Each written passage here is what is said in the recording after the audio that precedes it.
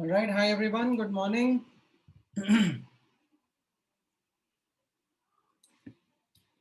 All right, hi आजाद शत्रु. ये कौन सी लैंग्वेज है जन्मंजय? कोनिचिवा जापानीज है क्या? बहुत मांगा पढ़ रहे हो तुम. Hi everyone, hi Jay, good morning Rohan, hi Divyansh. Just a minute. हाँ ठीक है, I think most of the participants have joined in now. All right, so important point for today. I hope आप लोगों ने जो homework मैंने last class में दिया था वो अटेम्प्ट करा है एंड उस पर based questions doubts I am expecting that आप लोग मुझसे पूछोगे. Is there anyone who has not been able to do the homework that I had assigned to you in the last class? Let me just display it over here. कहाँ गया ये रहा.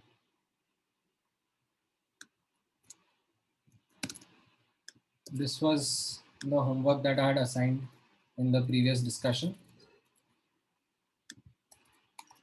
and that is the reason मैंने जो पिछला doubt discussion session था उसको एक एक्चुअल क्लास में कन्वर्ट किया था so that we are able to attempt this homework in time.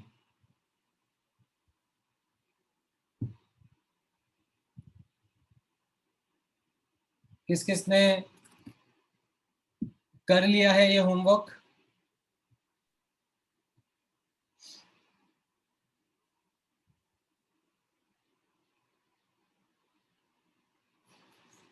सिर्फ 15 बच्चों ने. बाकी I can't see any more raise of hands.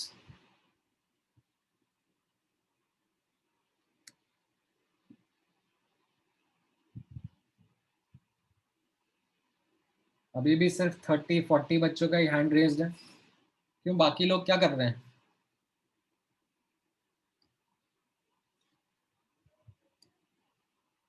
Virtually पढ़ाई चल रही है तो आप फायदा उठा रहे हो इस चीज का.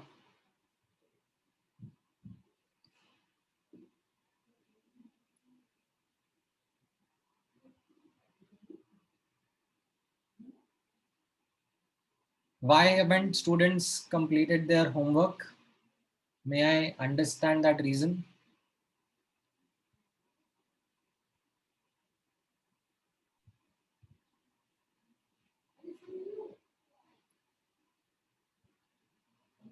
क्यों, थ्योरी में क्या रिवाइज करना था? जो नोट्स थे उसके रिवीजन में इतना टाइम थोड़ा ना लगता. Like the last class that we had was on I think Friday या सैटरडे. संडे निकल गया, मंडे निकल गया, ट्यूसडे निकल गया. You had ample number of days.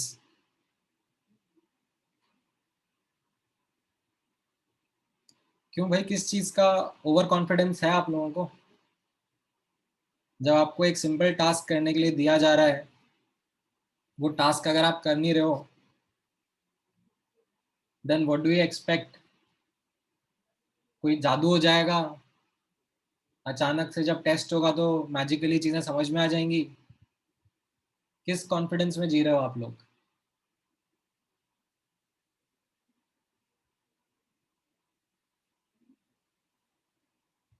Almost 70-80% of the class has not done the homework. It does not make any sense for me to go ahead. अगर आपने homework करा ही नहीं है तो कैंसिल कर देता हूँ मैं आज का क्लास.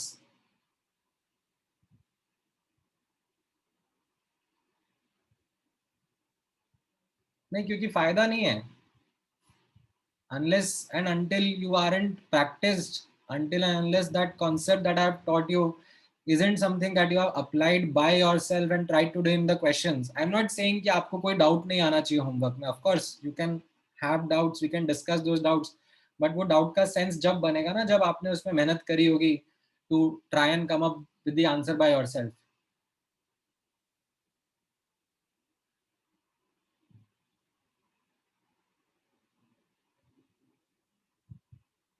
अगर आप लोग को मेहनत नहीं करना चाह रहे हो तो फिर ज्वाइन ही क्यों कर रहा है पेस भी?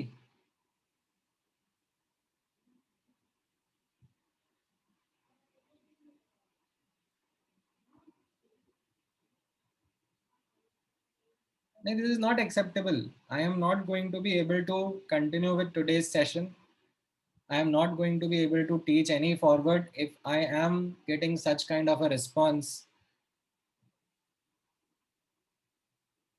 that एक basic task जो आपको दिया जा रहा है वही आप नहीं कर रहे हो.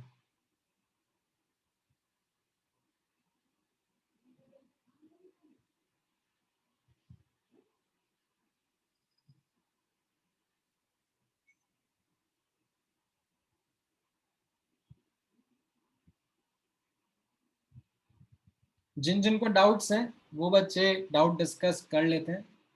ठीक है, जो भी क्वेश्चंस हैं आपके वो आप डिस्कस करो मेरे साथ में and then I will solve and discuss those doubts with you. Baki, it does not make any sense for me to go ahead and teach subsequent topics because अगर आप as a class ये काम नहीं कर रहे हो then we need a segregation. I don't want to waste my time and effort on idiots who are sitting here just assuming that we will sit in the class and हो जाएगा.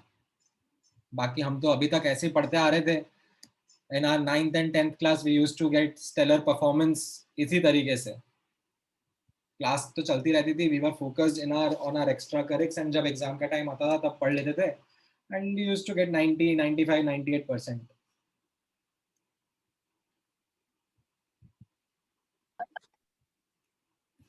I'm sorry but you are in for a rude surprise.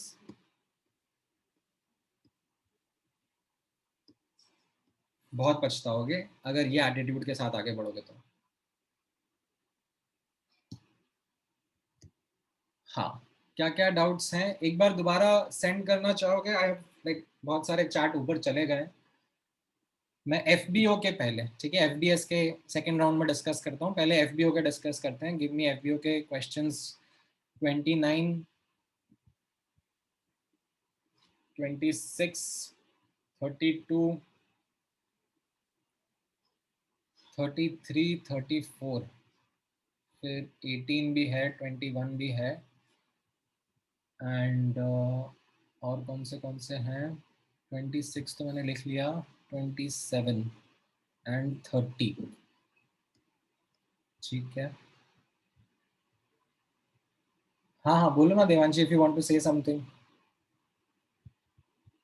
बाकी लोग hand raise नीचे कर सकते हो. Don't need to keep your hand raise now. ठीक है, those who want to speak up can speak up if they have any questions. Sir question 27 and 30. हाँ, वो आप वो चीज चैट पे लिख दो, मैं यहाँ पे नोट डाउन कर रहा हूँ. ठीक है, 19 भी है और ठीक है, मैं इतने एक बार डिस्कस करना स्टार्ट करता हूँ. ठीक है, इसके ऊपर भी और कुछ क्वेश्चंस होंगे तो वो भी ले लेंगे, but let me first start with this much. ठीक है, so just give me 1 moment. I'll open the booklet.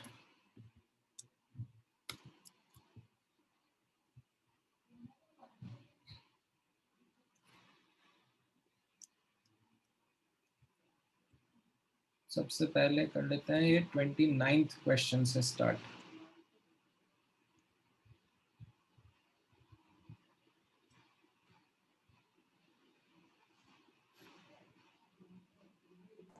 Hello sir. हाँ हाँ बोलो.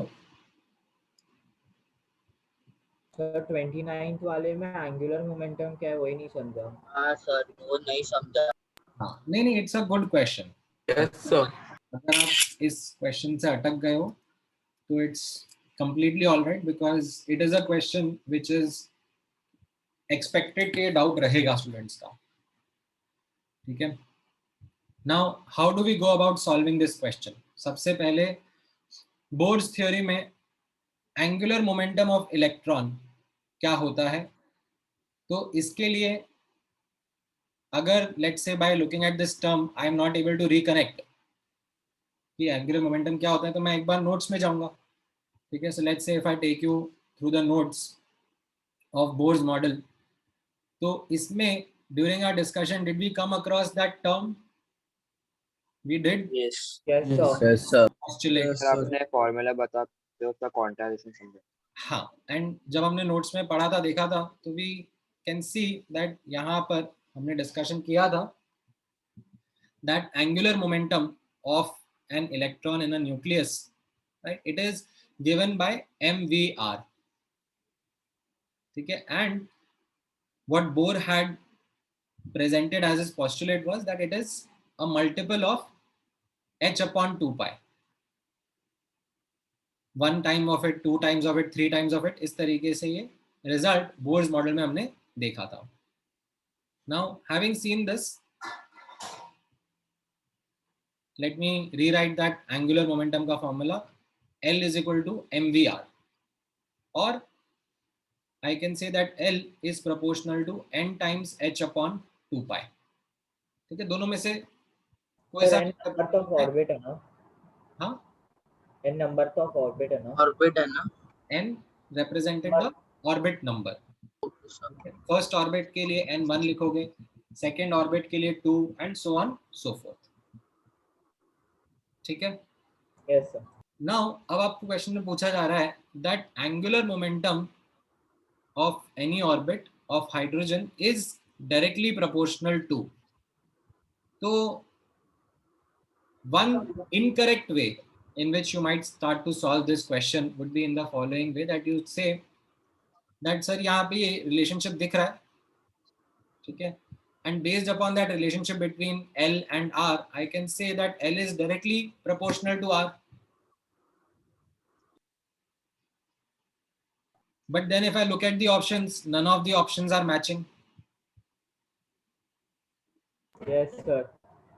यस सर, सेम हुआ. है ना. तो अब पहली बात, ये जो थॉट प्रोसेस था ये गलत हो गया. क्यों? हम लोग L प्रोपोर्शनल टू R कब लिख सकते हैं? Only when M and V are constant. तभी हम लोग एक इक्वेशन को इस तरीके से प्रोपोर्शनैलिटी में कन्वर्ट कर सकते हैं. हाउएवर वी नो मास तो फिर भी कांस्टेंट है, बट स्पीड ऑफ इलेक्ट्रॉन थोड़े ना कांस्टेंट है.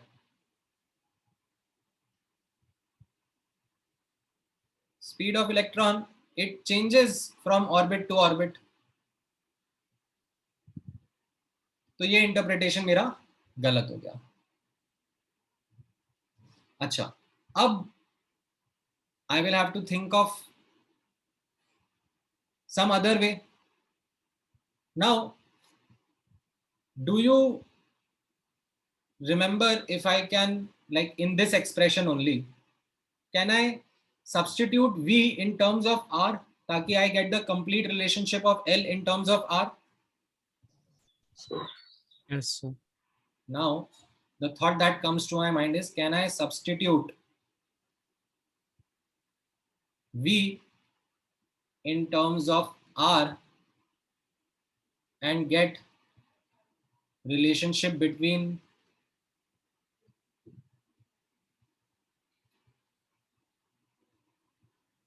L and R only?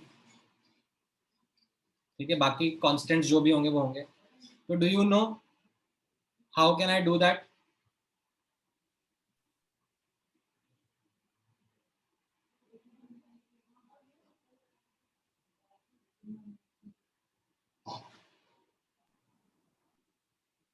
That will be one way. ठीक है, और ठीक है, there is one more thought process that you can have.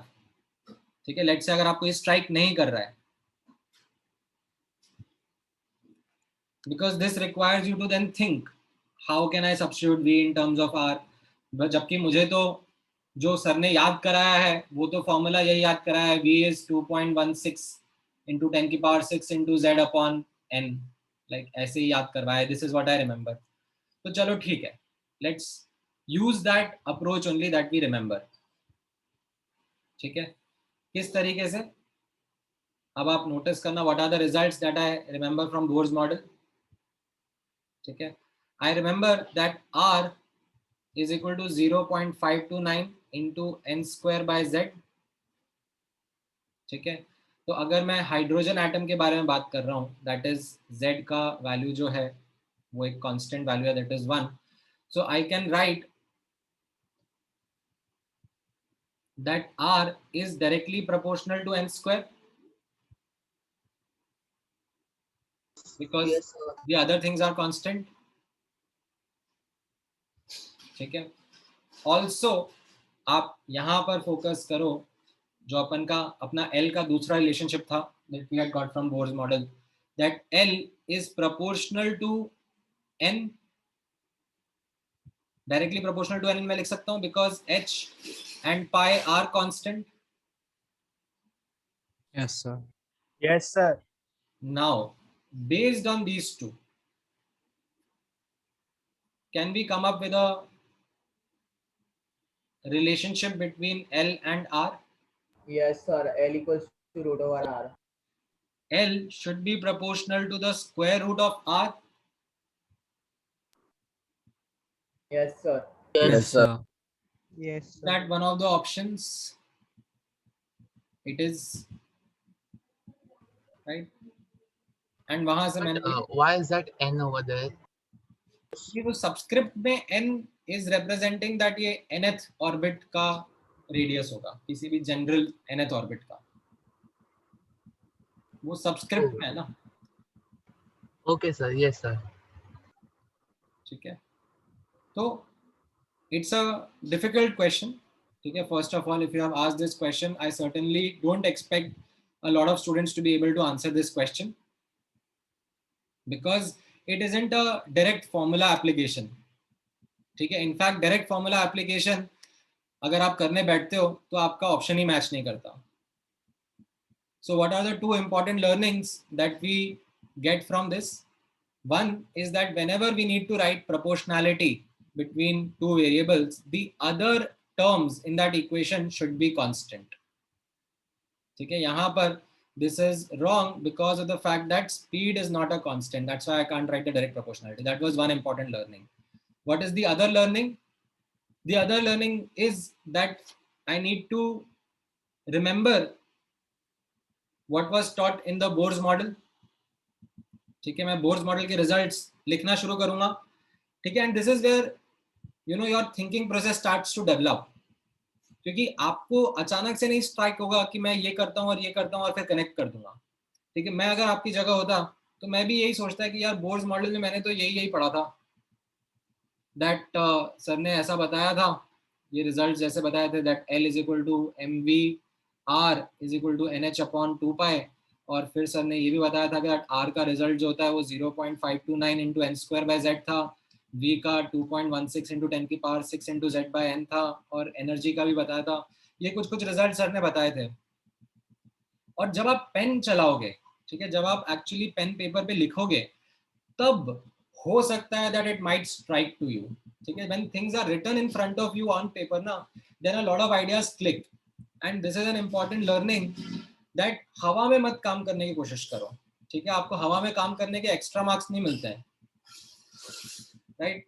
जितना पेन चलाओगे उतना ही you will be able to think, you will be able to connect the dots and you will realize over time that it isn't the 10th standard जहां पर you already know कि हाँ solution में step 1, step 2, step 3 और ये करने से answer आ जाएगा. ऐसा अब नहीं होने वाला है. Some easy questions might happen in this way, but some moderate या difficult questions would require a thought process particular to that question only. And वो थॉट प्रोसेस तभी क्लिक करता है जब आप लिखना शुरू करते हो. ठीक है. I hope these are important points. These are learnings जो कि क्वेश्चन सॉल्व करने से आती है. ठीक है. स्पेशली जैसे अभी मुझे थोड़ी देर पहले नचिकेत ने आर्गुमेंट दिया था कि सर मैं थ्योरी का रिवीजन कर रहा था. Nachiket please understand, theory is important, but मैंने आपको स्टार्टिंग से बताया जेई के लिए you are working on this new skill set of problem solving. And वो स्किल सेट आप जब भी डेवलप कर पाओगे जब आप प्रॉब्लम सॉल्व करोगे. The more problems you solve, the more learning will come to you of how to tackle such questions and such situations. Until unless you do that, you are depriving yourself of that opportunity of learning from the questions. ठीक है,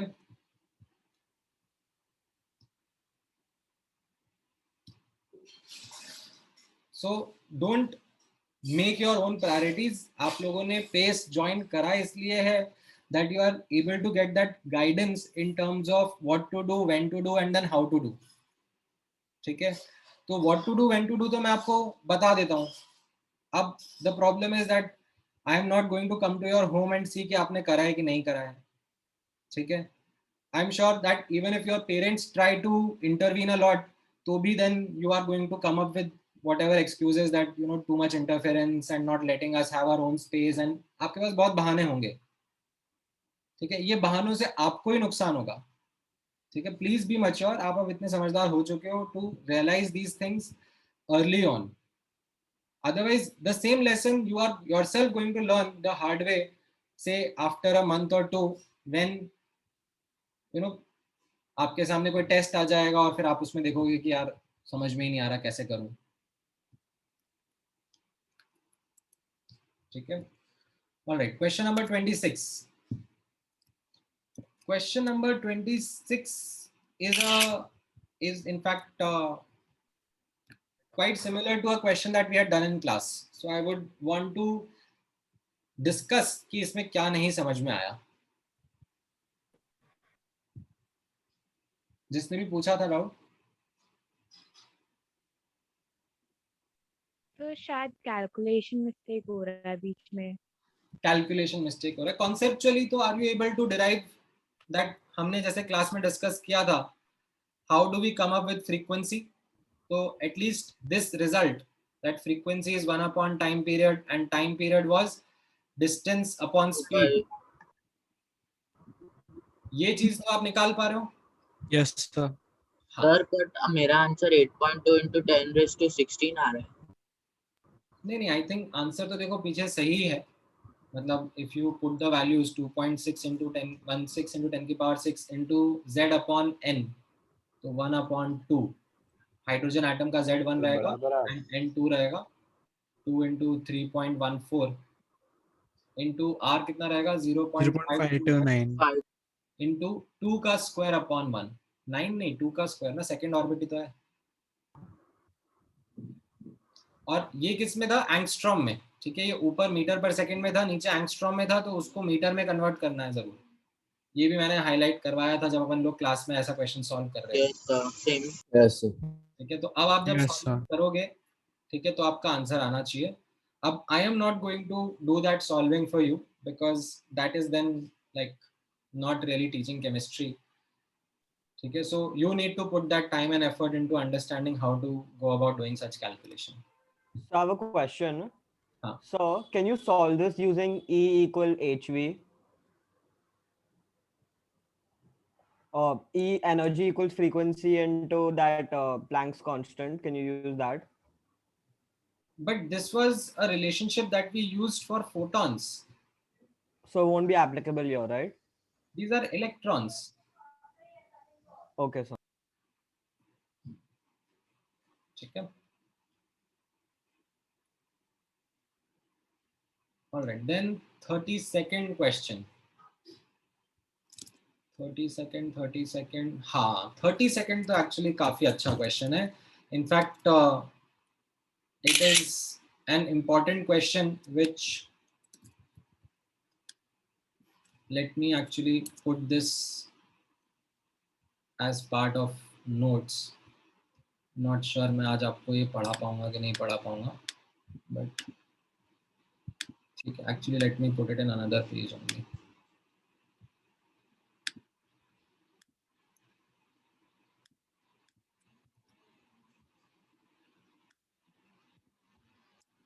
Now,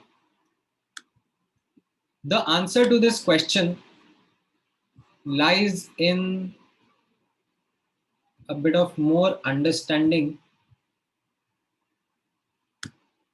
of,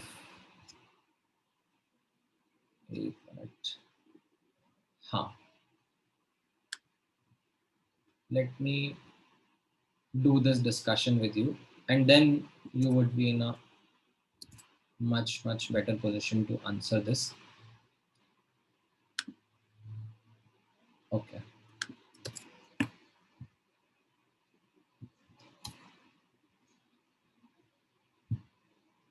So based on our discussion in the Bohr's model जो हमने last class में किया था, what we understand or what we got to know that quantum theory of light ने हमें बोला था that matter absorbs or emit radiations in a discrete manner. And उसी thought process को Niels Bohr ने apply करा on a hydrogen atom, and he came up with this understanding that a hydrogen atom will absorb or emit radiation in form of photons, and those photons which it is going to absorb are going to be the ones which are responsible for exciting the electrons between the discrete energy levels around the nucleus. So let me break that down into some simpler terms. यहाँ पे आप notice करना. You remember in the previous discussion that we have done, nucleus के around, these are the different orbits that can be present. As such, एक ही electron present होता है around the nucleus of hydrogen atom, but इसका मतलब ये नहीं है that these other orbits, they are not present, these energy levels are not present. An electron can jump between these energy levels when given energy. Correct? So around the nucleus of hydrogen atom, you have these orbits, and इनका K, L, M, N ये सब नाम भी लिख सकते हो, या फिर n equal to 1, n equal to 2, इस तरीके से भी आप जा सकते हो. And we also were able to calculate the energy levels associated with these orbits. Right? अब notice करना, अगर let's say इस hydrogen atom के ऊपर I am striking photons of different frequency or different wavelength, then how do these photons interact with the hydrogen atom, or how does, I should say, hydrogen atom interact with these different photons? The answer is, in an atom, the electron would only absorb those photons that are able to do either of these two things. They are either able to excite the electrons into a next higher energy level or any other higher energy level, or they are able to eject the electron out of the atom. जैसा कि photo electric effect में आपने पढ़ा था. Photo electric effect में क्या हो रहा था? We were striking radiation on the atom, and that atom में से electrons used to come out. That was the ionization. But now that we study Bohr's model, we also understand that photons can be also absorbed, which can cause excitation. Within the atom रहेगा electron, it will be still under the influence of the nucleus, but jumps between the allowed orbits or the allowed energy levels. अगर in phenomena के अलावा अगर कोई और frequency का photon है which neither does any of these things, then what you need to simply understand is that the electron would not interact with that photon. That photon will just pass through. For our level, it is just simply saying that the electron will not interact. Now, let me put this in perspective with an example. So let's say, if I take the example of a hydrogen atom only, currently the electron is in the ground state of the hydrogen atom, first orbit mein hai. And based on the formulas that I have taught you in the previous class, you know what is the energy levels associated with the orbits of hydrogen atom and what are the energy gaps between them. Like इतने picture में किसी को कोई doubt है? इतना picture तो I think आपको समझ में आना चाहिए based on our previous class का discussion. Yes, sir. Yes, sir. ठीक है. Sir. Let me ask you certain questions. Just give me 1 minute. I'll just remove the answers, and based on that,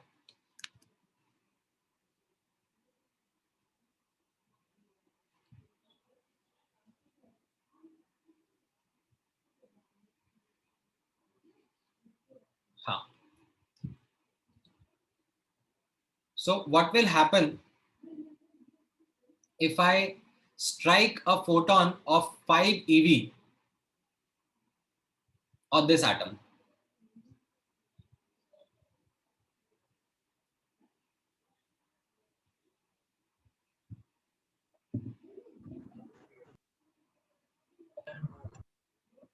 Now answer. Not interact. Repeat. No interaction. Correct. As you can see that when the electron is present in the ground or ground state, n equal to 1 orbit, usko even to get excited to the second orbit, the photon energy that is required is 10.2 eV. Right? Now, ये जो 5 eV का photon है, ये ionize तो कर ही नहीं पाएगा, ठीक है? And ये excite भी नहीं कर पाएगा.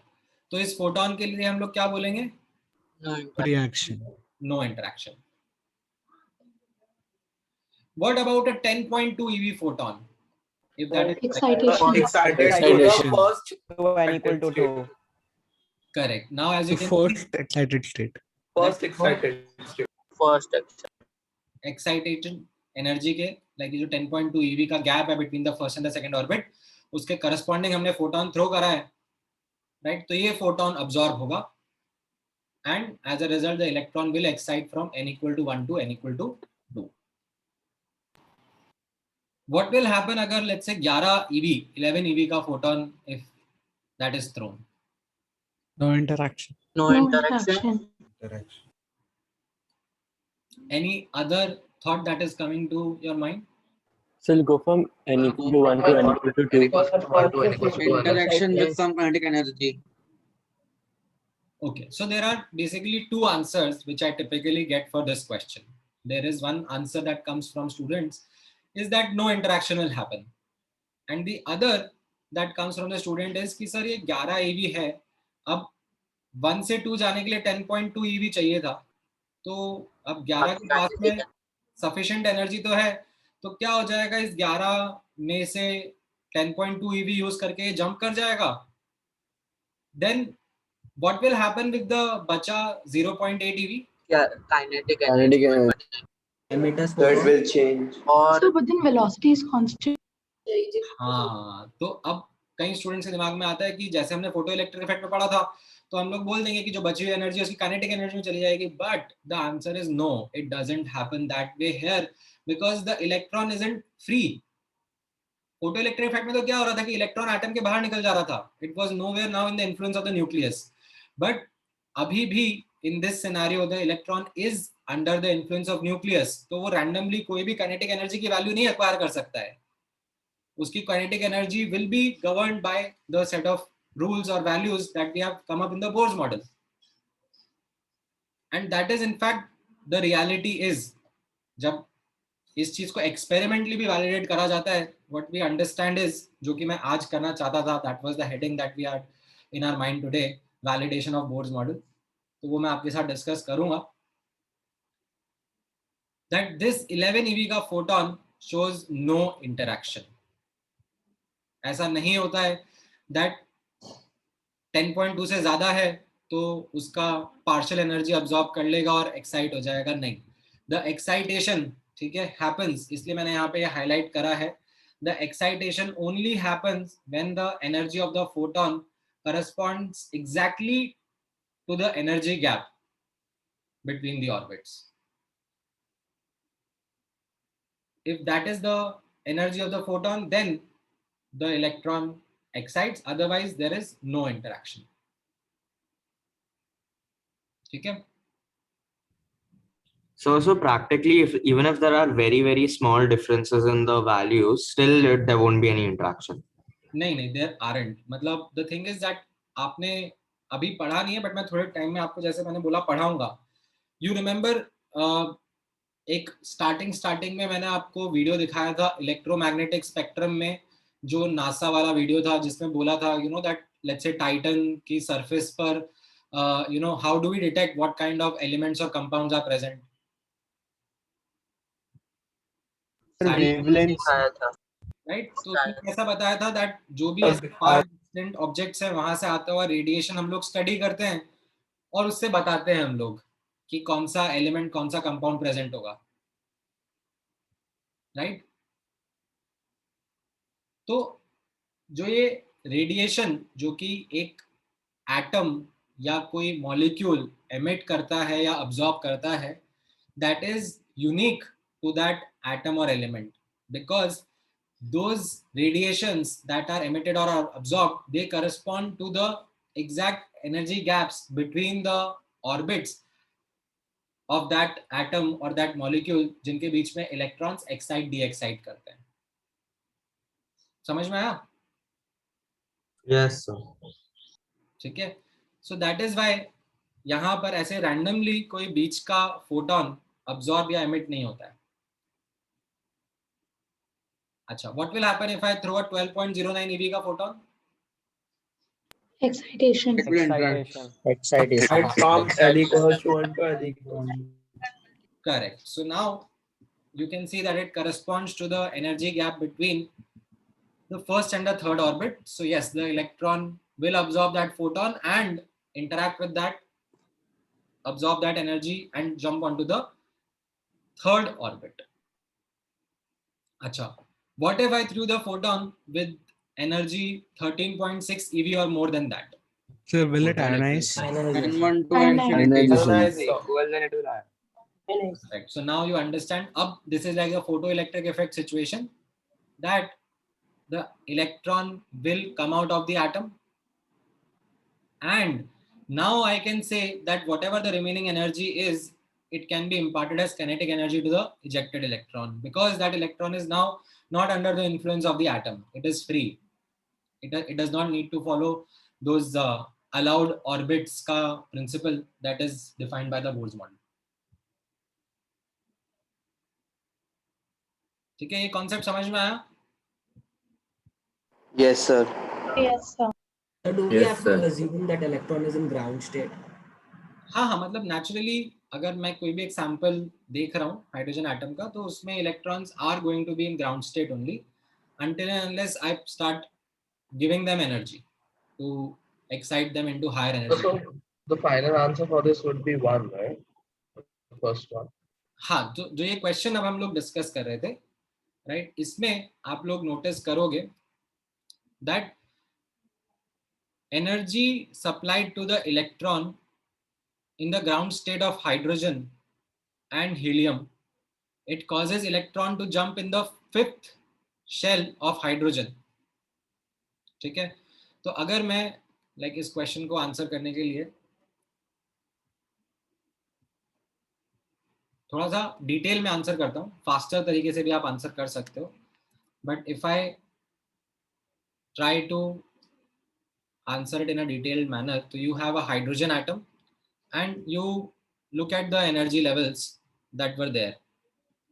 So you remember n equal to 1 ka energy level was minus 13.6 eV and n equal to 5, ठीक है, फिफ्थ शेल में या फिफ्थ ऑर्बिट में एक्साइट कर रहा है, तो इसका एनर्जी आप निकालोगे तो ये minus 13.6 into 1/25 eV होगा, right?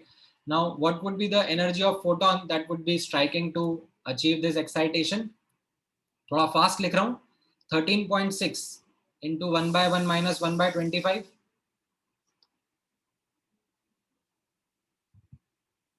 है कि नहीं? Yes, sir. Yes, sir. Yes, sir. Yes, sir. Now, if I look at helium plus, ठीक है, helium plus का ग्राउंड स्टेट में इलेक्ट्रॉन का एनर्जी लेवल कितना रहेगा? minus 13.6 into 9 eV,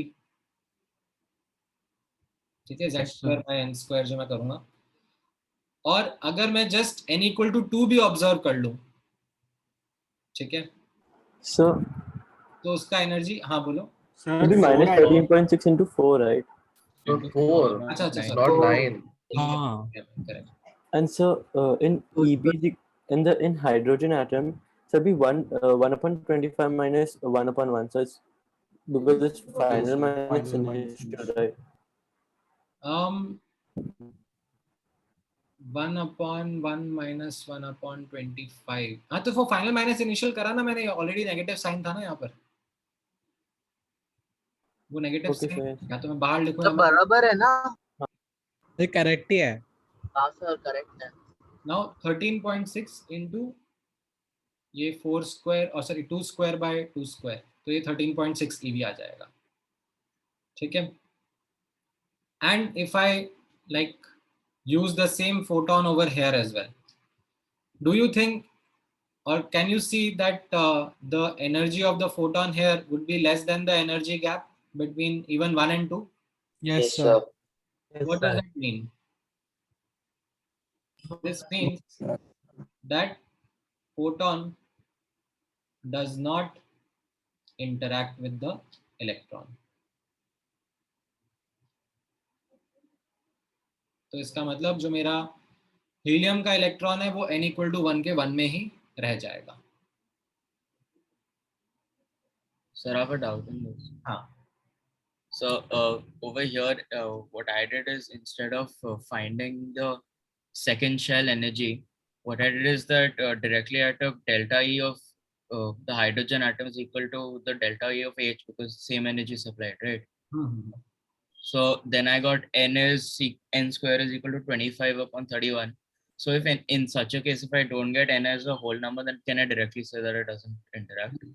Definitely. That will be in fact the actual way in which a student would approach this question. ये तो मैंने approach करके दिखाया because I wanted to show it with a more clarity.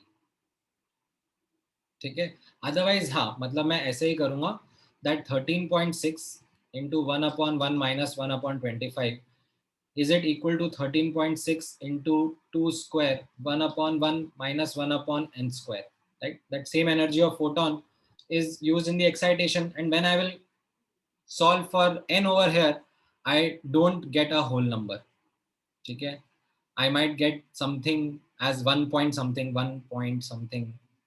which will not make any sense until unless I get this to be a value 2 or 3 or 4 and so on and so forth. This So it comes as root of 1 point something. हाँ. Yes, sir. So 10 1.6 by 8 का root. implies that the photon will not interact. ठीक है. Clear है question अभी? Yes, sir. Yes, sir. ये notes में लिखना, मतलब in fact this is something which I would want you to write as part of your notes, and उसके बाद फिर next सब topic लिखना.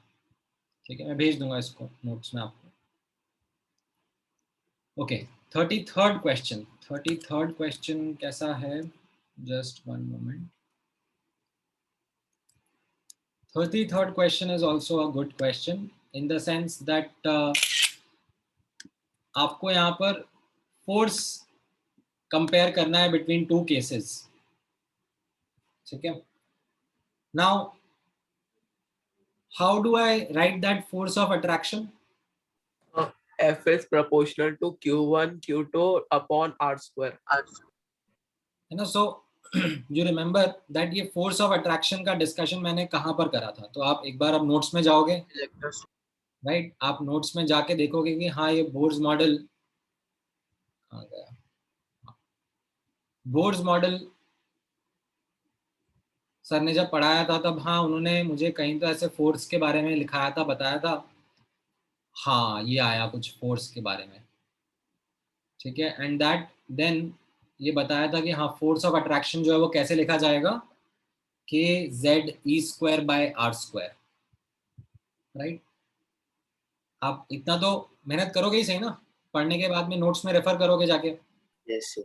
Yes, sir. आप वो मेहनत नहीं कर रहे हो तो फिर आप हालत दिखा रहे हो कि हाँ ठीक है डाउट पूछ लेंगे सर, सॉल्व कर ही देंगे. So you refer to your notes and you remember that sir ने बताया था ये F जो रहेगा times Ze into minus E, like charge of nucleus, charge of electron upon R². ठीक है. And right now let's say even if like I need to talk about the force of attraction बोल दिया है, तो that negative sign actually was a representative of the attraction part. ठीक है, so I don't need to bother much about that sign right now. What I can say is, यहाँ पर notice करना K E is constant and R is proportional to n square by z. So can I write F is proportional to z? ये जो ऊपर वाला z है वो मैं रिटेन करूंगा, और नीचे R की जगह मैं क्या लिख दूंगा, n square upon z का square. So can I see that force is coming proportional to z cube upon n की पावर 4? Yes, sir. इतना मैथ समझ में आया? हाँ सर. Yes. आगे आप ट्राई करोगे या इसके आगे भी मैं स्पून फिट करूं? करेंगे try. Good. Sir n square होगा ना, n की पावर 4 का. n स्क्वायर का स्क्वायर क्या होगा? n की पावर 4 होगा ना? Okay sir, okay. So at that time I didn't know this, but I solved it using like radius. I plugged in the values. That's also fine now. Radius की value plug in कर दी मतलब? मतलब I like literally used the formula. Substitute किया sir उसमें. अच्छा, but आपको निकालना तो ये स्मॉल f के टर्म्स में ही था ना? हाँ. तो फिर वैल्यू सब्स्टिट्यूट करके कैसे कर पाओगे? So you take all the constants and So stuff. it can be done, sir, but it will be very long. मतलब Yeah, it took me a नहीं lot of sir, time. long नहीं था. easy था आपने everyone. Proportionality exploit नहीं करी ना, आप तो पूरा का पूरा डेटा पुट करके फिर डिवाइड करोगे तो वो कांस्टेंट तो एनीवेज कैंसिल आउट होना है. तो वो लॉन्गिश अप्रोच हो गया ना as compared to you exploiting this proportionality. कि प्रोपोर्शनैलिटी कांस्टेंट तो कैंसिल आउट हो जाएगा. Like if I compare the two cases, force of case 1 upon force in case 2, तो ये प्रोपोर्शनैलिटी कैंसिल आउट हो जाएगी. z cube by n की power 4 of case 1 upon z cube by n की power 4 of case 2. ठीक है, use this.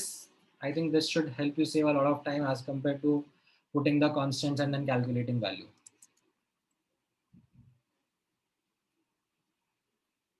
ठीक है, नहीं Harshvardhan, force isn't proportional to energy. नहीं नहीं.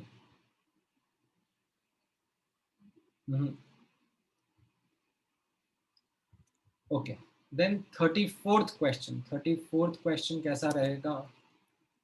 34th भी चलो वही सेम लाइंस पे आ गया. ठीक है, अगेन समथिंग जो कि शायद आप लोगों ने नहीं सॉल्व कर पाए होंगे because the acceleration part isn't something which was quite evident in fact in the notes also. मतलब इस क्वेश्चन में तो आप जाके नोट्स भी पढ़े होंगे तो आपको एक्सेलरेशन वर्ड कहीं पे दिखाई नहीं होगा कि ये क्या हो गया.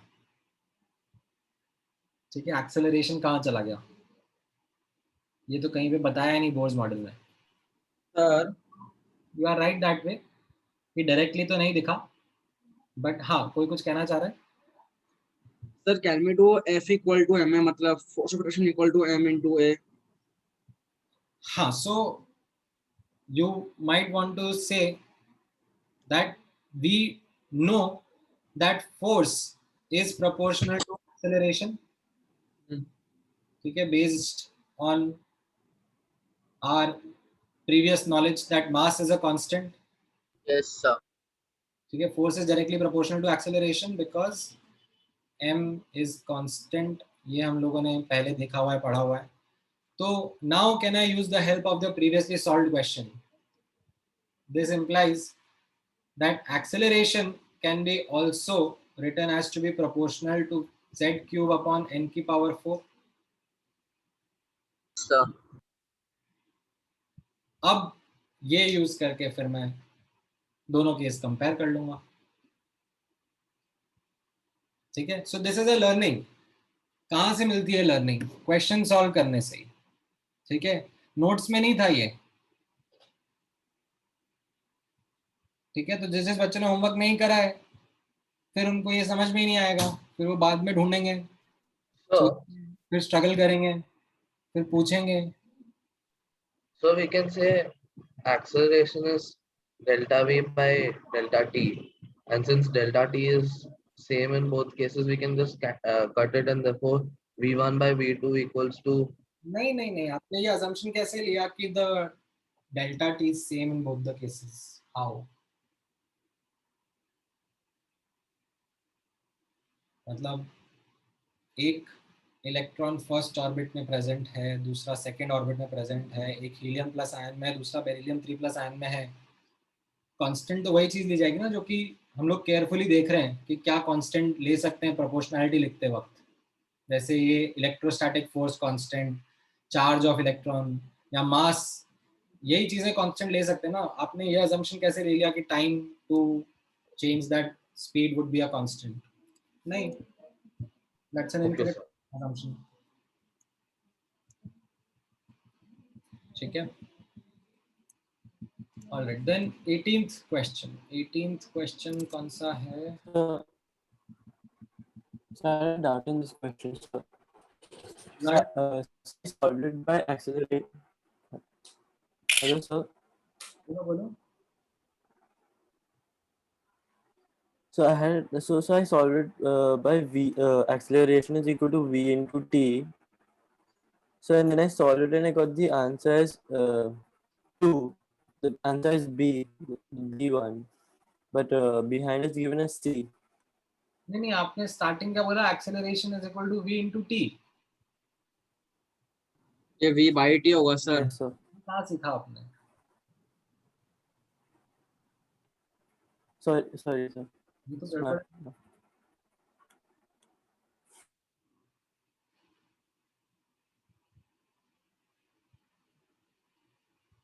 ठीक है. मतलब अगर आपको उस थॉट प्रोसेस से जाना भी है ना, तो भी आप जा सकते हो. ठीक है. It should be able to give you the correct answer. That you might say that you know, जो डायमेंशनली अगर मैं कंपेयर करना चाहूँ एक्सेलरेशन को, अगर मैं ऐसे v by t बोलूँ, एक्चुअली ये भी करेक्ट तरीका नहीं है because it is delta v by delta t. But अगर एकदम क्रूड वे में आप फिर भी जाना चाहो, और फिर ये टाइम पीरियड क्या होगा? Time period is 2 pi r upon v, the time period taken to complete a revolution. आप अगर वो अप्रोक्सीमेटली यहाँ पे यूज करना चाहो, तो फिर ये ऐसे v square upon r के प्रोपोर्शनल आता है. ठीक है.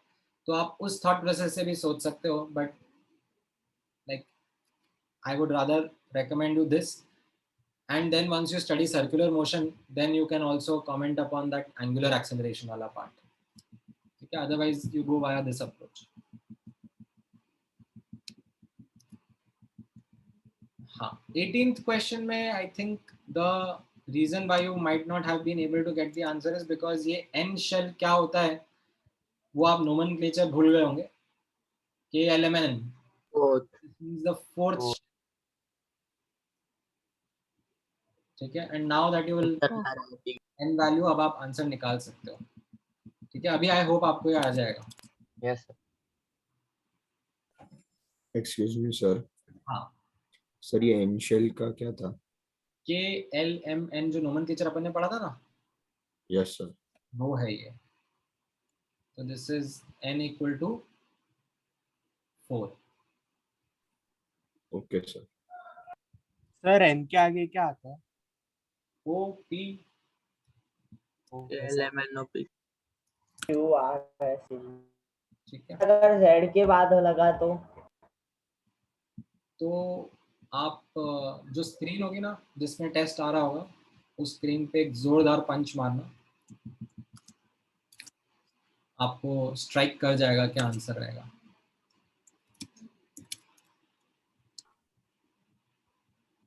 Question number 27.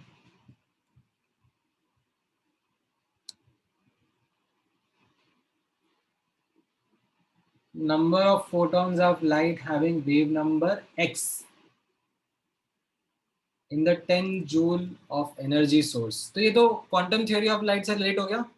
Yes, sir. Yes, sir. What is it that you had studied in quantum theory of light? H nu. right? You can hc by that. mu, or you can write it as hc by lambda. And now that you know 1 upon lambda क्या होता है, wave number, तो आ गया ना, मतलब dot C तो connect करने थे बस.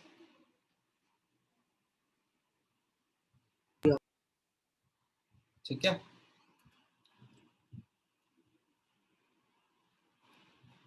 All right, then 30th question में 30th तो आपको आना चाहिए. 30th isn't something which I will do because this is the kind of question that we had done in class. So अगर आपको 30th क्वेश्चन नहीं आया तो इसका मतलब आपको क्लास का एग्जाम्पल नहीं समझ में आया, right? So either you specifically ask me what is it that you did not understand in this, and then maybe I can discuss. Otherwise, it is just laziness from your side. Sir मेरे को पता चल गया, मैंने T निकाला था, मैंने 1/t नहीं निकाला, तो इसीलिए गलत आ रहा. It was either laziness or carelessness. चलो, carelessness तो फिर भी ठीक है, laziness बिल्कुल नहीं होनी चाहिए. All right, then question number 19th.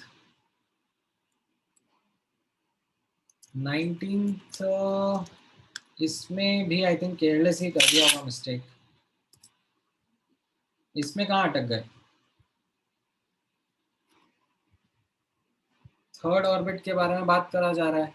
आपने काइनेटिक एनर्जी के बारे में पढ़ा है, it is minus of total energy, यानी कि minus minus plus 13.6 into Z square by n square. And potential energy के बारे में आपने पढ़ा है that it is 2 times total, तो -2 into 13.6 into Z square by n square. And you substitute and get the answer. क्या दिक्कत है? ये तो like plain simple formula application है.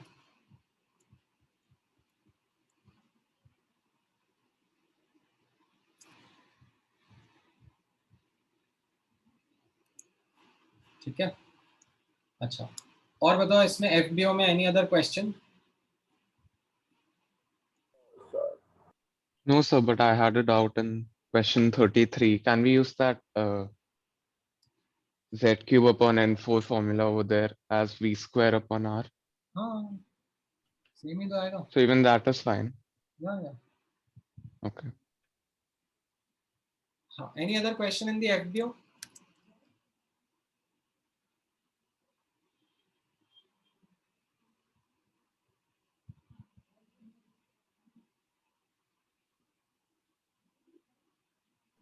So I wasn't able to do 30th. Can you tell me again? हाँ, but that is what I said. 30th question was discussed in the class. So can you be more specific in terms of your doubt?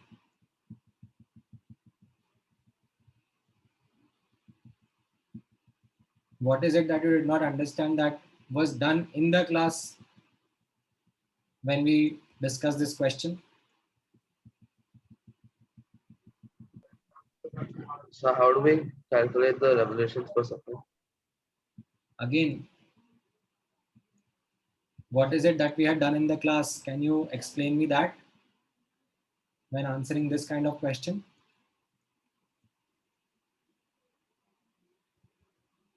I don't know. तो notes तो पढ़ सकते हो, English तो आती है, notes तो होंगे ना तुम्हारे पास,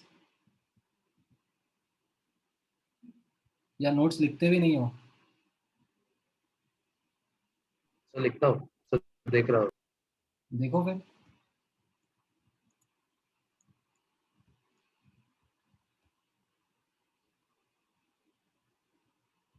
पूछ रहे हो निश्चित. 21 में हाँ, एक्चुअली वो उसमें मतलब it's more like a confusion in the question because इसमें ऐसे इनसाइड वर्ड लिखा हुआ है. ठीक है, इनसाइड वर्ड का मतलब हो जाएगा दैट जो इनइक्वालिटी यूज करनी पड़ेगी. तो radius of the fourth orbit of that Z वाला atom will be less than the first orbit of the hydrogen atom. And यहाँ पर जब आप कैलकुलेट करोगे, राइट, तो Z comes out to be 16. less than 16 ऐसा आ जाएगा. प्लीज आप सॉल्व करोगे. Okay, sir. Thank you, sir. Sir, it can be. तो 4 or 3. Sir, Z greater It will be Z greater than 16. No? Greater than उल्टा हो जाएगा. yes sir z greater than 16 आता है सॉल्व करने के बाद. उल्टा करो. Z greater than 16. हाँ. तो फिर उसमें फिर एक ही ऑप्शन आंसर बचता है, दैट इज डी ऑप्शन. ठीक है. All right. FBS में बताओ. FBS में एनी क्वेश्चंस? 28, 20, 21, 27, 17 and 24. ठीक है. और एक 34.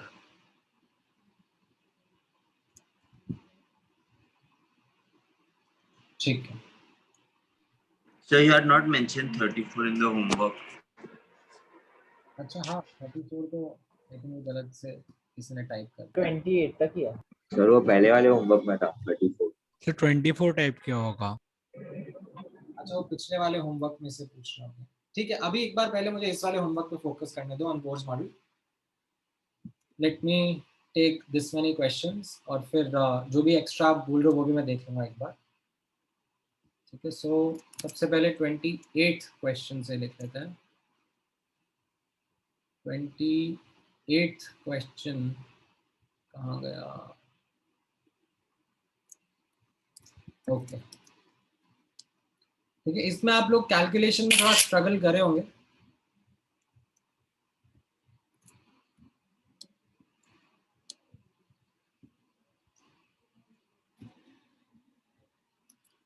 नाउ 28th क्वेश्चन में कैसा रहेगा?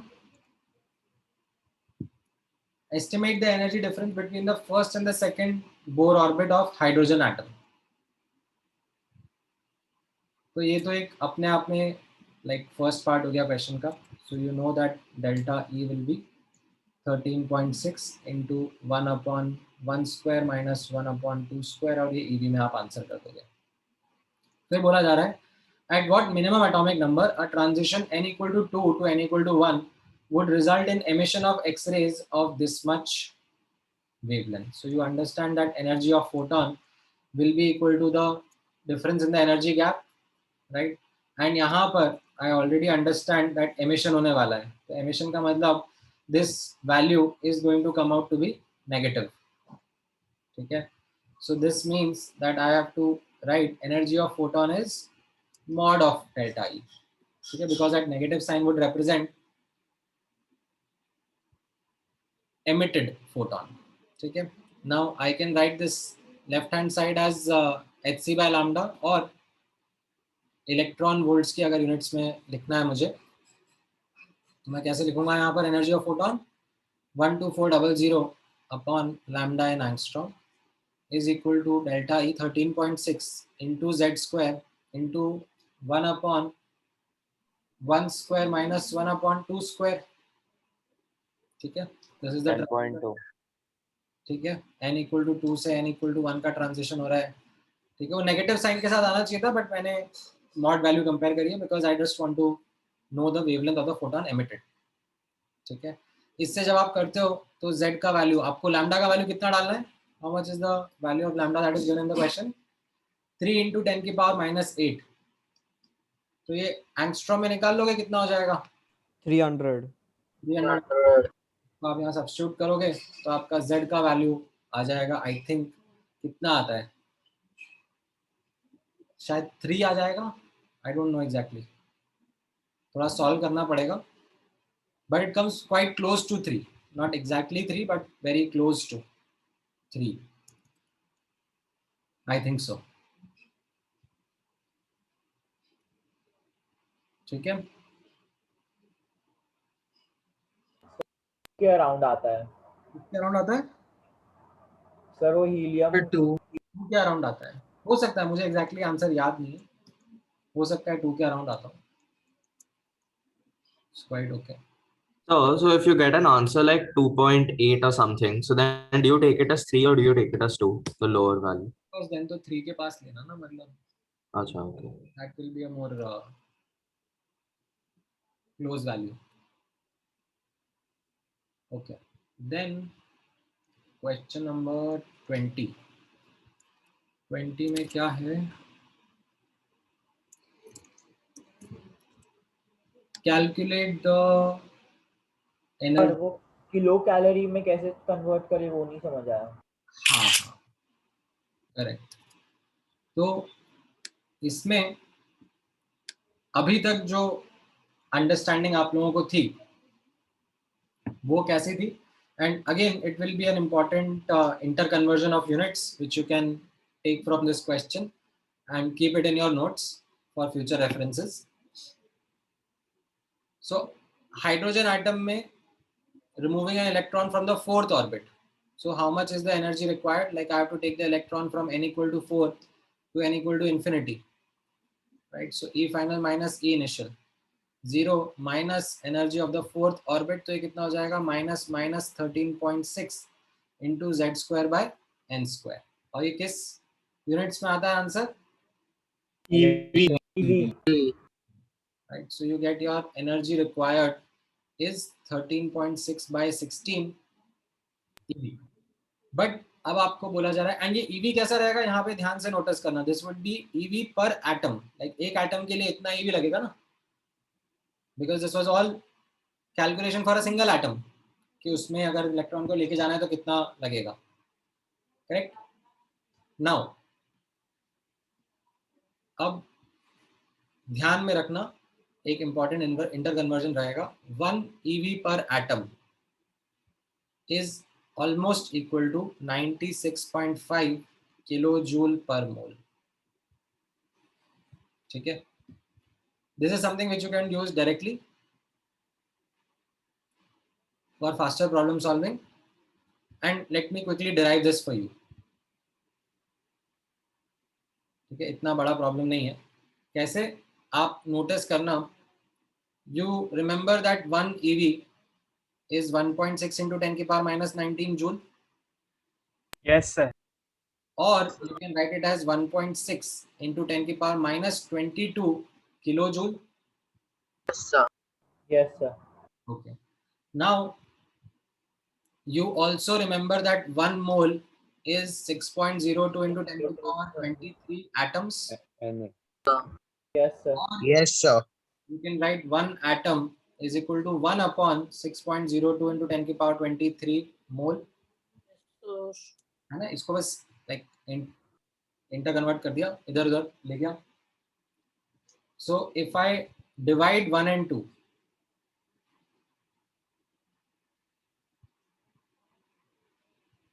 तो आपको समझ में आएगा that 1 EV per atom is how much? 1.6 upon 1 upon 6.02 into 10 की पावर 23 kilojoule per mole. और जब आप इसको सिंप्लीफाई कर लोगे, ठीक है, when you will like take this term ऊपर and simplify, you will get the answer to be very close to 96.5 kilojoule per mole.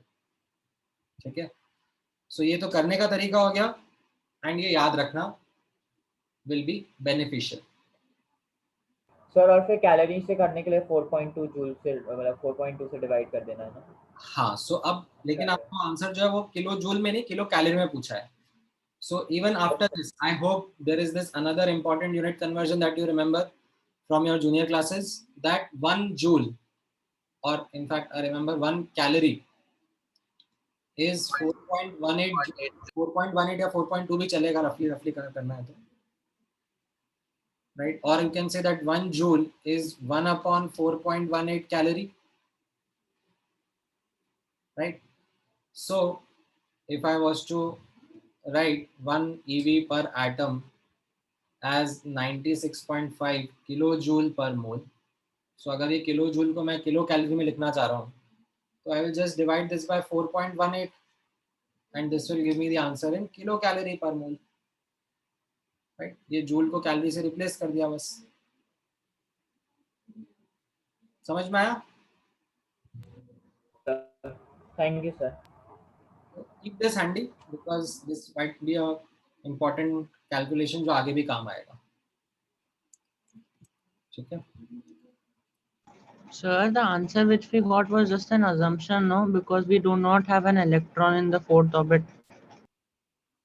नहीं ऐसा हो सकता है ना that फोर्थ ऑर्बिट तो एग्जिस्ट करेगा, इलेक्ट्रॉन ग्राउंड स्टेट में रहेगा, बट उसको लेट्स से अगर हमने एनर्जी प्रोवाइड करके एक्साइट कर दिया, ठीक है, and then it is like asking कि अगर यहाँ से उसको बाहर निकालना है तो कितना एनर्जी लगेगा. Oh, okay. ठीक है. Alright, then 21 would be an electron how much energy in elastic collision. Okay, खूब सारे टर्म्स हैं इसमें. सर इनइलास्टिक कोलिजन क्या है? हाँ, ऑफकोर्स आपको ये इनइलास्टिक कोलिजन नहीं समझ में आया होगा. इसका मतलब ये हो जाएगा दैट द एंटायर एनर्जी, ठीक है, was absorbed. Entire energy was absorbed. So does it mean it's like 100% efficient like that? हाँ, आप ऐसा बोल सकते हो. Okay. ठीक है. तो अब अगर इलेक्ट्रॉन कोलाइड कर रहा है with a hydrogen atom in its ground state and excites it to n equal to 3, तो कितना एनर्जी लगेगा? That will be equal to the energy gap, E3 minus E1. So 13.6 into 1 square into 1 upon 1 square minus 1 upon 3 square. And you'll get the answer in electron volts, of course. Sir वही sir वो हाँ, तो सिर्फ inelastic collision नहीं समझा, बाकी सब तो आ गया. I understand. 27th question. Sir आप वापस इनइलास्टिक का मतलब बोल सकते? The energy that came in with that electron, that was completely absorbed to do this excitation. Entire energy was absorbed. Okay.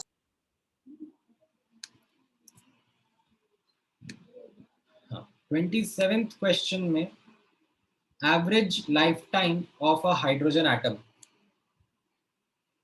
ठीक है, average lifetime of a hydrogen atom excited to n equal to 2 state is 10 raised to the power of minus 8 seconds.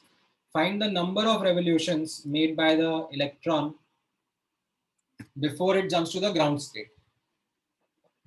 All right. So sir जो 10 to the minus 8 है वो time होगा ना, और उसको v से डिवाइड करेंगे. करेक्ट. सो अब इसमें क्या है, देखो ये वाला question is a kind of question जिसका जैसा डायरेक्ट क्वेश्चन तो मैंने क्लास में कराया नहीं है, बट इससे मिलते जुलते, इससे थोड़ा रिलेट करते हुए कुछ क्वेश्चन हमने डिस्कस करे थे. ठीक है, जैसे हम लोगों ने एक रिजल्ट निकाला था about relationship between time taken for one revolution. Time taken for one revolution, कोई मुझे बता पाएगा? 2 pi r upon v. 2 pi r upon v. 2 r upon v. Right, तो ये था 2 pi r upon v, distance traveled upon the speed. Into 10 raised to minus. जो question है वो ये बोल रहा है कि अगर 10 की पावर माइनस 8 सेकेंड्स टाइम ले रहे हैं तो फिर कितने रेवोल्यूशन कर पाएगा? तो आप यूनिटरी मेथड से आंसर करोगे. समझ में आया? और सर एवरेज लाइफ टाइम का मतलब क्या हुआ उसका? जब इलेक्ट्रॉन एक्साइट होके सेकंड ऑर्बिट में गया तो कितना टाइम उसमें स्पेंड कर रहा है, because that is not its natural state ना, it will want to come to the ground state again, lower energy. उतने देर के बाद मतलब वापस ग्राउंड स्टेट पे आ जाएगा. यस. Okay sir. ठीक है, एंड यही चीज है, देखो अब जैसे मैं एग्जैक्टली बार बार वापस ये बोल रहा हूँ कि अब मैं बैठ के थ्योरी में आपको नहीं सिखाऊंगा कि एक एक करके इस टर्म का मीनिंग क्या होगा, उस टर्म का मीनिंग क्या होगा. A lot of learning is going to come from questions. Trust me, you are going to lose big time if you are not going to practice questions simultaneously as and when I am telling you to do. ठीक है? Please make sure that goes through your head, or not through, in fact, inside your head. ऐसा नहीं एक कान से सुन लिया दूसरे कान से निकाल लिया. Question number 17. 17 कौन सा था? सर हाँ. सर तो इलेक्ट्रॉन एक्साइट होके एनर्जी रेडिएट करता है क्या? हाँ, मतलब एक्साइट होके तो एनर्जी अब्सॉर्ब करा, राइट? हाँ. But it doesn't stay in that excited state for long.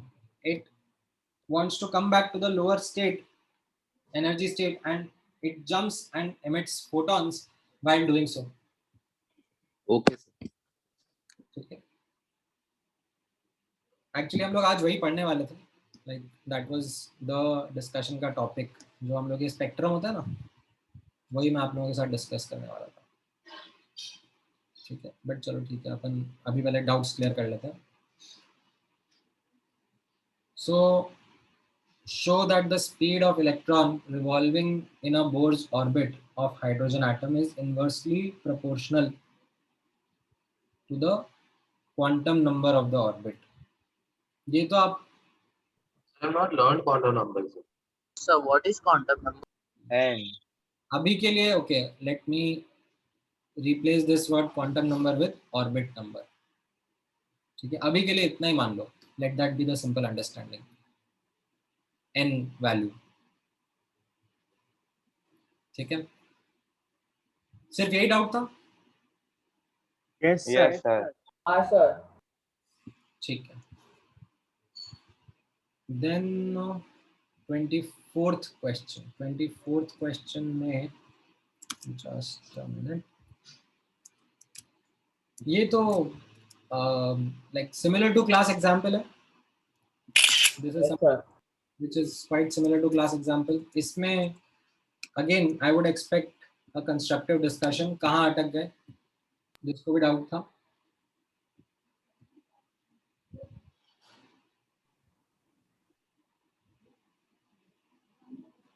बताओ ध्रुवल. सर मुझे ये सब हुआ कि उस परसेंटेज को एनर्जी मतलब कन्वर्ट किया, वो सब हुआ, पर लास्ट में फाइनल आंसर बराबर नहीं आ रहा है, मतलब जो पीछे मैच नहीं हो रहा है. मतलब इक्वेशन क्या लिखी? चलो इक्वेशन मुझे बता दो, फिर बाकी कैलकुलेशन तो देखो वो तो करने पे ही पता पड़ता है. एटलीस्ट इक्वेशन क्या लिखा? 8/100 into 150 is equals to. ठीक है, ये टाइम जरूर मल्टीप्लाई करना. सर सेकंड है ना तो 1 ही होगा. हाँ. बस is equals to वो n times hc by lambda. ठीक है, और h का वैल्यू क्या डाला? सर 6.663 डाला है, मतलब राउंड ऑफ करके. ठीक है, ठीक है. और c का 3 into 10⁻⁸. और लैम्डा का 4500 into 10⁻⁻, मतलब -10. हाँ, ठीक है, इक्वेशन तो सही है. अब बाकी फिर कैलकुलेशन है. तो सर कैलकुलेशन है ना. हाँ, कहीं ना कहीं कुछ कैलकुलेशन गड़बड़ हुआ होगा, बाकी तो पूरा सही है. ठीक है. एंड अच्छा ठीक है, और बता दो FBS में any other question which I would have missed? Sir, 18th third one. 18th का third part. Okay. Sir, photo left sir. So will you give more homework now? अभी तो DPP. ना हमने पढ़ा है उसके बेसिस पर. मैंने DPP दिया था क्या आप लोगों को? सर एक बहुत एक दिया था पहले. पहले. DPP 30 दे सकता हूँ आपको अब ट्राई करने के लिए. हाँ DPP. DPP 14 भेज दूंगा, आप वो ट्राई करना. Yes sir. नेक्स्ट क्लास में हम लोग डिस्कस नहीं करेंगे उसको. नेक्स्ट क्लास में थ्योरी पढ़ेंगे, आगे का सब टॉपिक, बट देन सब्सिक्वेंटली जब भी टाइम मिलेगा फिर डिस्कस करेंगे. हाँ हाँ, डाउट सेशन होगा ना हमारा कभी तो इस वीक में. तो संडे संडे को डिस्कस कर लेंगे। Sir, our class is always going to remain 1.5 hours. हाँ मतलब actually that is something which comes out to be the optimal time, because last year we had like 2.5 hour, 2 hour classes also, and then the attention span isn't much. What sir but मतलब late admission होगा ना जून जुलाई में। क्या कह रहे हो? Sir boards तब pending हो गया था ना, मतलब जून जुलाई तक गया था ना रिजल्ट, इसके लिए तो टाइम स्पैम कम मिला होगा। इससे लेना देना नहीं है. That 1.5 hour is more from the perspective of the ability of students to grasp things as the class continues. Like after 1.5 hour ऐसे ये मतलब the concentration becomes much lesser. They aren't, वो ऐसा होता है कि लास्ट के 15 मिनट का कुछ फायदा होता नहीं है फिर बच्चों को, कि जो पढ़ाया दे लाइक कि बस खत्म हो करके वो ऐसे सर आप ऐसे ओकेजनली रख सकते हैं, उसमें प्रॉब्लम है। बस वो तो हम लोग करें ओकेजनली में प्रॉब्लम। अभी देखो तुम लोगों के पास में टाइम है इनफ, इसलिए तुम लोग मुझे ये कह रहे हो। अभी आज से 1-1.5 महीने बाद में तुम ये बोलोगे सर प्लीज होमवर्क मत दो, sir please, sir already maths physics में बहुत है सर। तो वो थोड़े टाइम में आएगा and you might feel that अभी का टाइम ज़्यादा लग रहा है, too much to spare, but it's a curve, धीरे धीरे बिल्ड करना पड़ता है। 18th का third part, when the electron jumps from the third to the ground state, इसमें मतलब मैं कहाँ क्या सॉल्व करूँ? ये तो मतलब it is like so many examples that we have done in the class.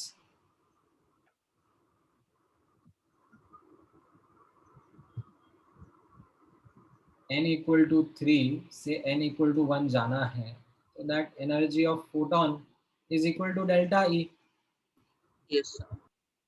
Or I would say mod delta E because it is emitted.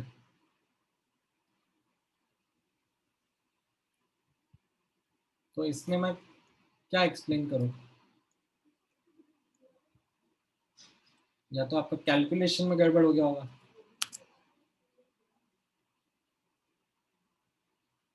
Right?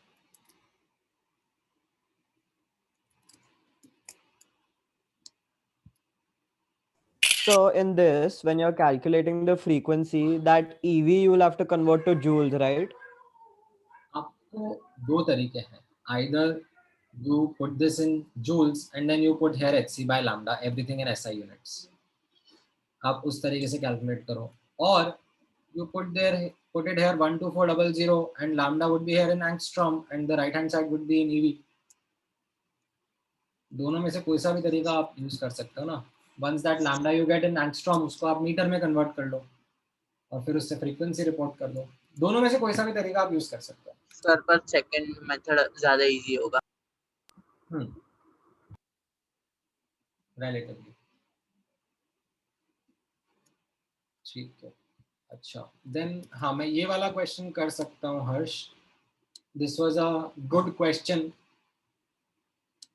that was there in the previous homework. ठीक है, again it's a question which is expected कि हाँ ये तो doubt होगा ही सही, काफी सारे स्टूडेंट्स का होगा ही सही। सो इस क्वेश्चन को जब हम लोग करेंगे ना, तो मैं आपसे रिक्वेस्ट करूंगा कि इसको पहले दो पार्ट्स में ब्रेक कर देता है। एक let me remove this much first, in fact sir इतना हटा देता हूँ। क्या अब आप मुझे इस क्वेश्चन का आंसर बता सकते हो? Yes sir. Yes. क्या रहेगा? 1.2 So you will get Ke max as 1.2 eV. ठीक है, h nu minus 5 आप करोगे, या इनफैक्ट जैसा डेटा दिया हुआ है, you will do hc by lambda minus hc by lambda naught, or you will say 12400 upon 4000 minus 12400 upon 6600, and you will get 1.2 eV, right? However, if I ask you the range of kinetic energy of electrons, so what will be your answers? It will be From 0 to. 1.2 eV, Yes. right? ऐसा थोड़ा जरूरी है that all the electrons would have acquired Ke max. हो सकता है some electrons would have lost energy, तो उनकी energy कम भी हो सकती है, राइट? काइनेटिक एनर्जी नेगेटिव तो नहीं हो सकती है, तो like minimum possible could be, ठीक है, 0 and the maximum would be 1.2. 1.2. ये समझ में आया? Yes. अच्छा, now let's read this question again with that potential that is applied. What is that potential? That is an accelerating potential, है ना? Now you can say a 2 volt accelerating potential is applied to all the electrons, implies the change in their kinetic energy will be equal to mod QE, and this will be 2 EV, like you put down the value. So this means the KE final will be equal to KE initial plus 2 EV, right? So now minimum KE final कितना हो जाएगा? 0 plus 2, that is 0.8. And the max KE final would be how much? 3.2 3.2, right? 3.2. समझ में आया?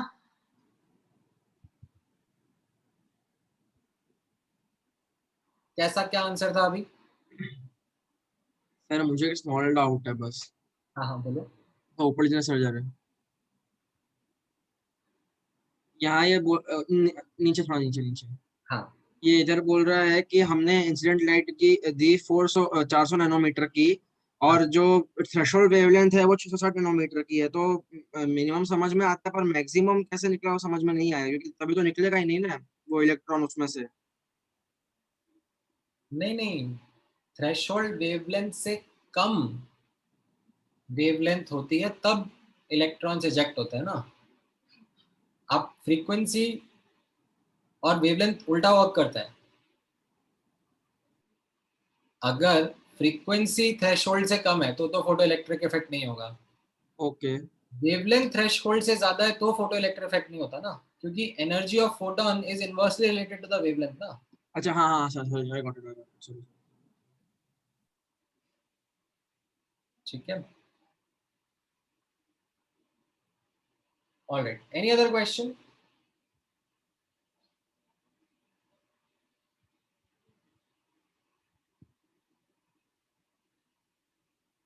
Sir, in question 25, there was a ERG unit. Sir, what is ERG?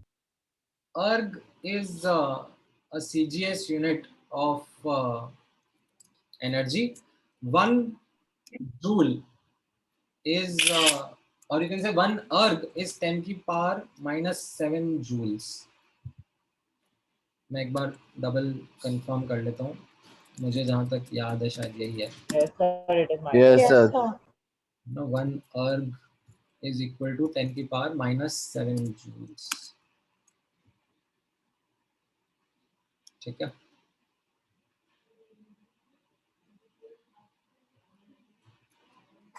any other question? No, sir. 33rd. is 6 second. एक 33rd बोला किसी ने, एक minute तो मुझे 33rd।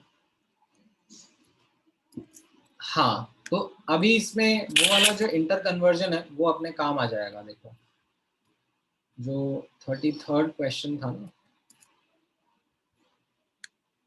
Binding energy of metal is what? Binding energy is work function only. ठीक है, that is the amount of energy that would be required to eject the electron. Sir हम लोग किलो जूल इसको सीधा उसमें change कर सकते हैं ना, ईवी में, अभी आपने जो बताया उसको। करेक्ट।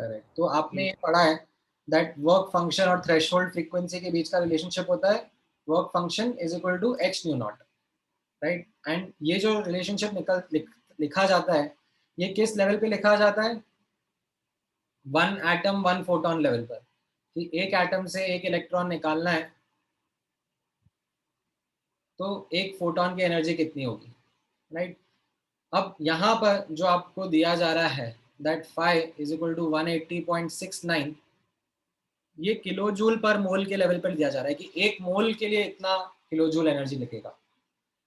तो now you can do this thing that 180.69 upon 96.5 should give you the energy at EV per atom ka level. And now you can write that 180.69 upon 96.5 is equal to 12400 upon lambda in angstrom. तो इससे आपको lambda अच्छा मिल जाएगा. But चलो frequency निकालनी है तो फिर आप उसको कन्वर्ट कर लो, ठीक है. ये एक तरीका है. और another way is that you do everything in SI units, ठीक है. क्योंकि अगर आपको फ्रीक्वेंसी रिपोर्ट करनी है SI यूनिट्स में तो फिर आप ऐसे भी कर सकते हो. किस तरीके से? दैट phi रिपोर्ट किया गया है 180.69 किलो जूल पर मोल, ठीक है. Let me call this a second method. तो इसको रीड कैसे करोगे? That is 1 mole, that means 6.02 into 10 की power 23 atoms के लिए कितना एनर्जी लग रहा है?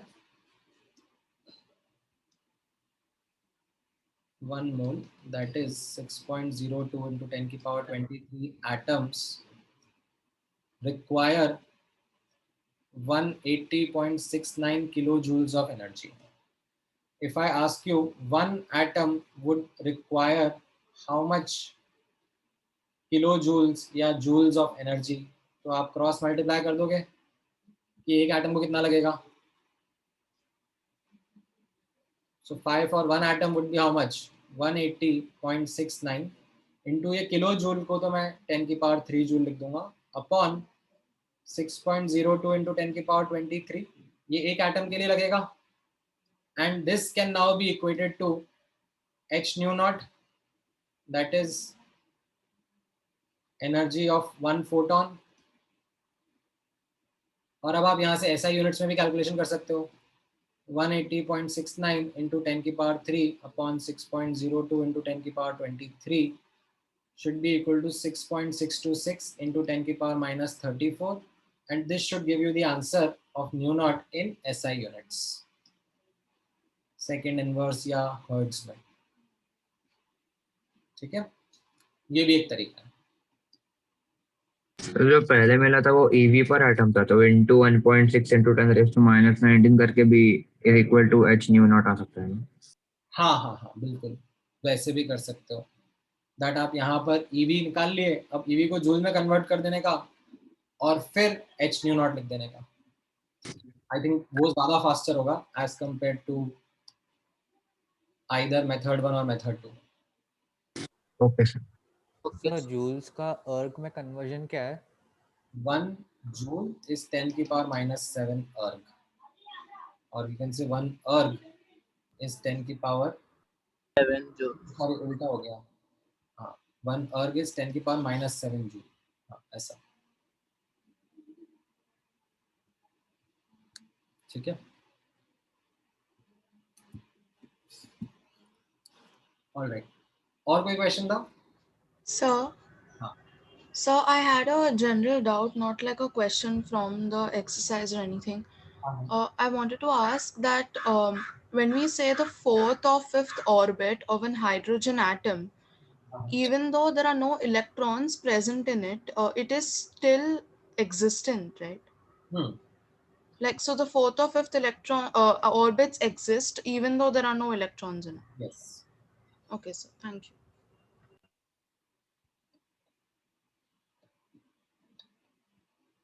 और बताओ sir.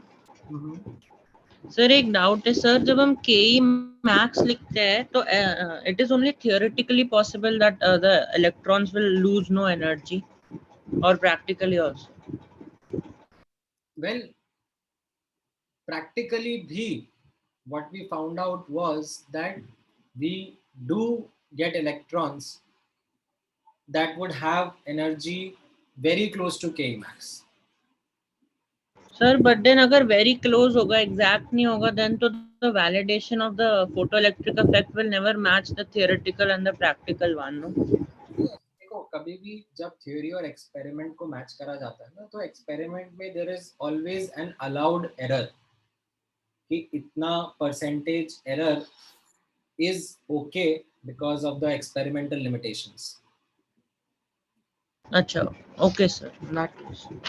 Sir, and I had earlier asked you the proving of how E photon is equal to 20 like 12,400 EV by lambda. Sir, मैंने वापस ट्राई किया, आ नहीं रहा. Can you help me in that, please? करा तो था तुम्हें हेल्प. हाँ नहीं, I did exactly what you told me. Calculator use करो. I did the calculator. It's not happening.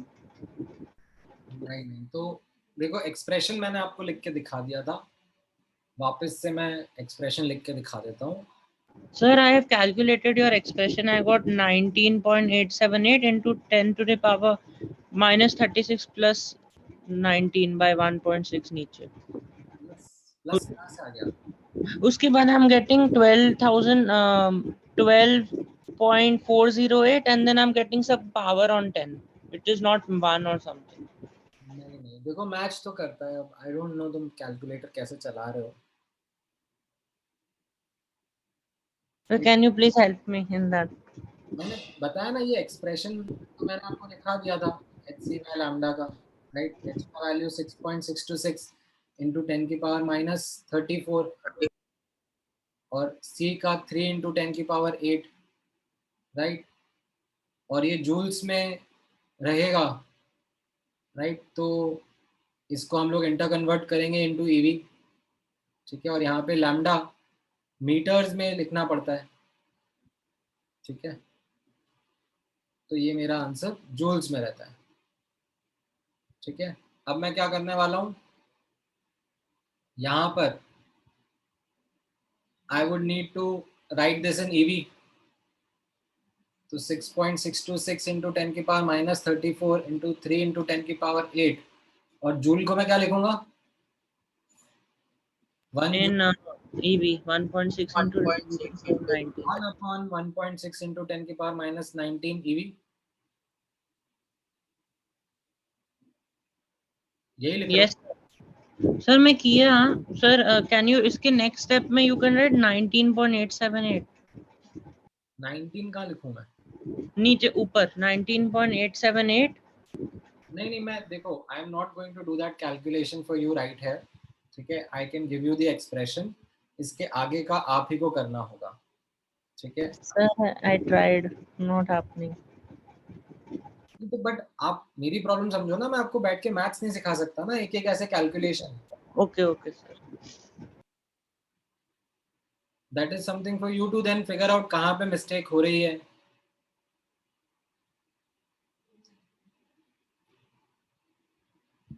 Any other question?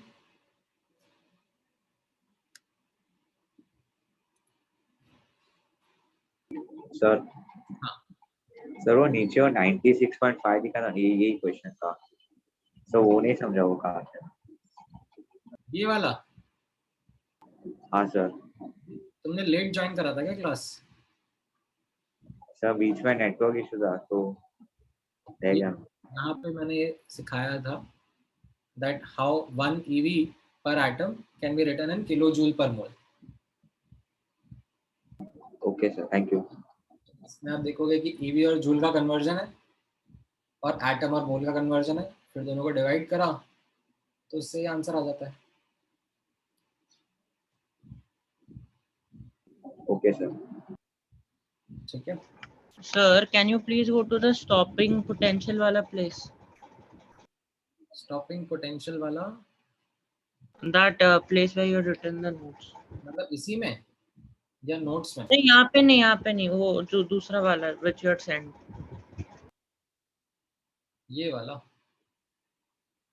हाँ yes sir. Sir, over there in accelerating potential KE final minus KE initial जब करते हैं तो where did the minus sign go of 1.6? Not लिया ना यहाँ पे.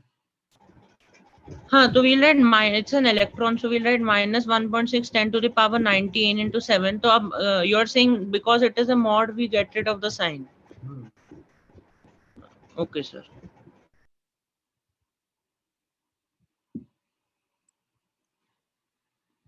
Sir और उसके नीचे अगर जाएंगे तो फिर why are we taking Planck's constant as the m in the graph? That part I didn't understand. Why we are taking Planck's constant? वो तो जो Yes, here. straight lines यहीं जब पे. ये y is equal to mx plus c जो relationship Yes. इसमें हमने हाँ, this is. m is the slope. हाँ. तो यहाँ पर ये आपका y हो गया. Yes. और ये x हो गया.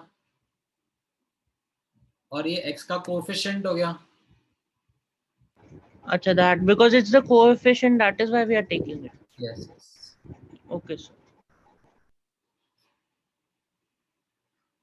ठीक है. All right then. Next class में फिर हम लोग अब थ्योरी का पार्ट कंटिन्यू करेंगे. मैं आपको आज के नोट्स भेज देता हूँ.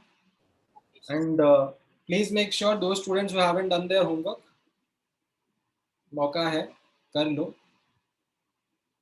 Although don't expect me to now again sit and then do the discussion for you. You are not going to get that special treatment. Okay, I will upload the recording of today's doubt discussion so that it is there for your reference. But let that be a lesson that if you aren't in sync with the class, you are going to lose a lot. Please maintain yourself in sync. Okay. Okay, sir. Bye, sir. Thank you. Bye bye. Thank you, sir. Bye, sir. Thank you. आज आप homework भेजने वाले हैं आगे का? हाँ, वो GPP भेज दूंगा मैं. Okay sir. ठीक.